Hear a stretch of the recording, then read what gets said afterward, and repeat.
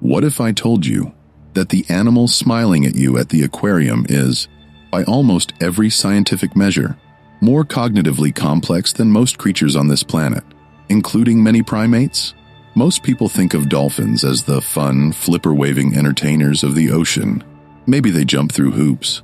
Maybe they help lost boats. Maybe they're just really happy fish. Except, they're not fish, and they're not just happy. And once you actually understand what's going on inside a dolphin, happy becomes the least interesting word you could possibly use. Dolphins are genuinely, measurably, scientifically bizarre. And I don't mean that in a vague, hand-wavy, nature is cool kind of way. I mean that almost every single aspect of their biology, their neurology, their behavior, and their social structure is doing something that breaks the rules we thought applied to intelligence in the animal kingdom. By the end of this video, you're going to look at dolphins completely differently, not as cute ocean pets, but as one of the most alien forms of intelligence to have ever evolved on Earth. Let's get into it. Part 1. A brain unlike any other. Let's start with the obvious question. How smart are dolphins actually? Because people throw that word around a lot. Dolphins are so smart. But what does that mean? What's the actual metric? Here's one. Brain-to-body ratio, also called the encephalization quotient, or EQ. It's basically a measurement of how large your brain is relative to your body size, and it's one of the best predictors of cognitive complexity we have. Humans top the chart at around 7.4. Chimpanzees, our closest relatives, come in at roughly 2.5. Bottlenose dolphins, 4.14, higher than any other non-human animal on the planet. Not close to us, but significantly, dramatically, beyond every other creature we know of. And that's just size. The structure of the dolphin brain is where things get truly strange. Dolphin brains have a highly folded neocortex, the region responsible for complex thought, social processing, and self-awareness. In terms of cortical folding, they actually exceed humans in certain measurements. The surface area of a dolphin's neocortex is enormous relative to its size. Scientists have identified a specific type of neuron in dolphin brains called spindle neurons, or von Economo neurons. For a long time, we thought only humans and great apes had these. They're associated with empathy, social awareness, and rapid gut decision-making.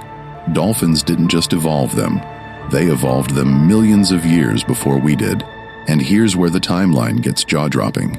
Cetaceans, the family that includes dolphins and whales, began developing large, complex brains roughly 34 million years ago.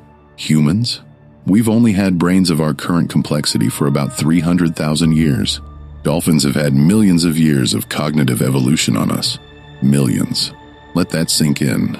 So, what does all that brain power actually do for them? Everything. Absolutely everything. And we're only just beginning to understand it. Part 2. Sleeping with one eye open. Here's the first, wait, what? Moment of this video. Dolphins breathe air.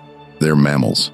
They need to inhale and exhale consciously, which means, unlike you, they cannot simply fall asleep without thinking about it.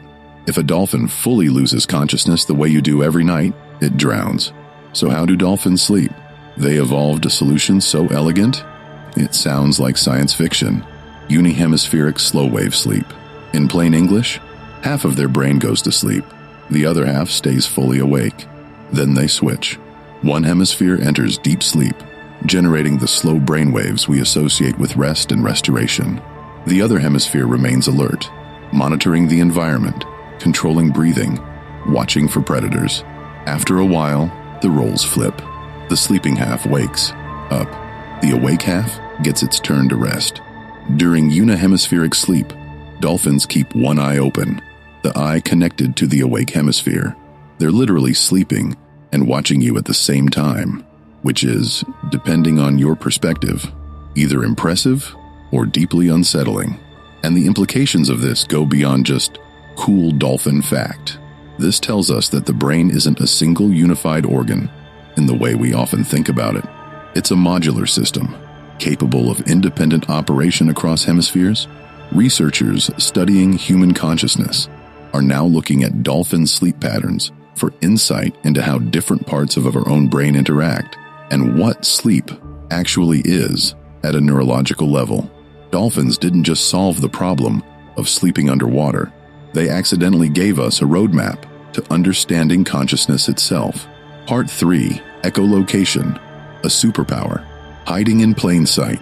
Let's talk about something that dolphins do so well. It took us decades of engineering to approximate it. Echolocation. You've probably heard the word, but I want you to actually understand what's happening, because it is so far beyond sending out sound waves and hearing the echo.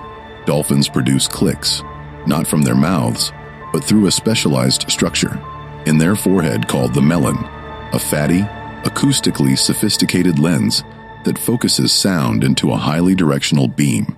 These clicks travel through the water, bounce off objects, and return to the dolphin, not through its ears, but through its lower jaw, which acts as a sound conductor directly to the inner ear. That alone is extraordinary. But here's what really breaks your brain.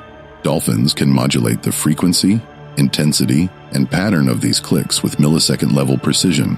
They can detect objects as small as a golf ball from 70 meters away. They can distinguish between two objects of nearly identical size, density, or composition, even when one is hidden inside the other. In documented experiments, dolphins were able to correctly identify metal cylinders of differing wall thicknesses, a difference invisible to the human eye, using echolocation alone. Their resolution is, in measurable terms, superior to any sonar technology the U.S. Navy had developed up to the 1980s. And it gets weirder. Dolphins can use echolocation on other dolphins, essentially seeing inside each other's bodies. Researchers believe they can detect heartbeats, pregnancy, and emotional states in other dolphins through acoustic scanning. They may be, in a very real sense, able to read each other's physiology in a way we can't even conceptualize with our own sensory toolkit. We developed sonar technology in the 20th century, and we're proud of it. Dolphins have had a more advanced version for millions of years. That's the kind of gap that we're dealing with here. Part 4. The dark side of dolphins. All right, here's where a lot of people's mental image of dolphins starts to crack, because we've built this cultural narrative of dolphins as gentle, benevolent helpers of the sea, assistants to lost swimmers, friends to children, ambassadors of goodwill. And that narrative? It's carefully, selectively incomplete. Dolphins engage in violence, not just defensive violence, strategic, premeditated, coalition violence. Male bottlenose, dolphins form long-term alliances, sometimes groups of 14 or more individuals, to control females, exclude rival males, and maintain social dominance over years. These alliances are not random. They're built on years of relationship history, calculated trust, and reciprocal favors. In Shark Bay, Australia, scientists have documented male dolphin coalitions that operate in multi-level alliance structures, essentially alliances of alliances. First-order alliances of 2 to 3 males cooperate within second-order alliances of up to 14 males. The strategic complexity of these structures was previously thought to exist only in humans and, to a lesser degree, in chimpanzees. Dolphins have been observed coordinating attacks on porpoises, ramming them repeatedly until dead, not to eat them, but seemingly out of aggression or play. Infanticide has been documented. Sexual coercion is common. Dolphins are not innocent, they are complex. And complexity, by definition, includes darkness. Why does this matter? Because real intelligence, the kind that produces culture, strategy, social structures, isn't sanitized. It's morally neutral. It's a tool. Dolphins use their intelligence for altruism and for aggression, for play and for cruelty, the same way humans do. That's not a reason to fear them. It's a reason to take them seriously as cognitive equals, or near equals, in ways we've been reluctant to admit. The dolphins at the aquarium are not performing. They're surviving in a small tank with a fraction of the cognitive stimulation their brains were built for. What would you do in their position? Part 5. Names, culture, and something like language. Now, the thing that I personally find most mind-bending about dolphins, the thing that, if you sit with it long enough, genuinely starts to shift your perspective on what language is and who gets to have it. Dolphins have signature whistles. Every single dolphin develops its own unique, individually distinct whistle within the first few months of life, a whistle that functions as a name, not a label assigned by its pod, a name it creates for itself. It then uses this whistle for the rest of its life to identify itself to others. And here's the extraordinary part. Other dolphins learn and use each other's signature whistles. If Dolphin A wants to get Dolphin B's attention, it doesn't just make a generic call. It reproduces Dolphin B's specific signature whistle, calling it by its name. Outside of humans, this is the only known case of an animal using learned, individually assigned, self-generated labels to address specific individuals. When mothers are separated from their calves, they call the calf's specific signature whistle its name, repeatedly. Calves, when lost, call their own name so their mother can find them. These whistles are distinct, stable, and socially shared. If that doesn't meet your minimum definition of naming, it's worth asking what definition you're using. Beyond names, dolphins exhibit cultural transmission, behaviors that are passed down socially, through generations rather than genetically. In Shark Bay, a subset of dolphins use marine sponges as tools, placing them over their snouts while foraging on the seafloor to protect themselves from abrasion. This behavior isn't instinct. It's a learned skill, passed from mothers to offspring, concentrated in specific social groups. It's culture, a dolphin culture, with dolphin technology. In other populations, specific foraging techniques, vocalizations, and social rituals are unique to certain groups, regional dialects, in effect.